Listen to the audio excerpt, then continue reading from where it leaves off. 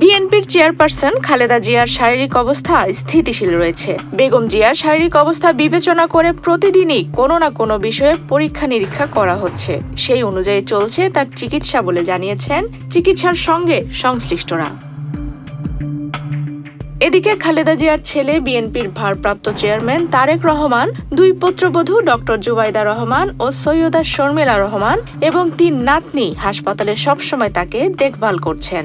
সব মিলিয়ে খালেদা জিয়া এখন মানসিকভাবেও যথেষ্ট চাঙ্গা রয়েছেন বলে জানিয়েছেন চিকিৎসক। পারিবারিক আবহে তিনি অনেকটাই সুস্থ আছেন।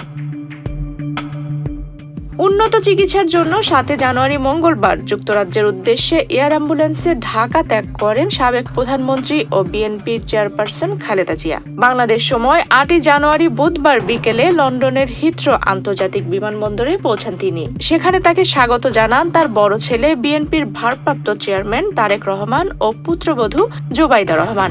এরপর বিমানবন্দর থেকে নিজে গাড়ি চালিয়ে মাকে হাসপাতালে নিয়ে যান তারেক রহমান। ১৭ জানুয়ারি শুক্রবার লন্ডনের বিশেষায়িত বেসরকারি হাসপাতাল দ্য ক্লিনিকের অধ্যাপক জন প্যাট্রিক কেনেডির নেতৃত্বে বিশেষজ্ঞদের নিয়ে খালেদা জিয়ার চিকিৎসার জন্য মেডিকেল বোর্ড গঠন করা হয়। ৮ জানুয়ারি লন্ডনের দ্য ক্লিনিকে ভর্তির পর থেকে এখন পর্যন্ত খালেদা জিয়া অধ্যাপক জন প্যাট্রিক কেনেডির তত্ত্বাবধানে চিকিৎসাধীন রয়েছেন। আফসানা রিপা, বাংলাদেশ প্রতিদিন।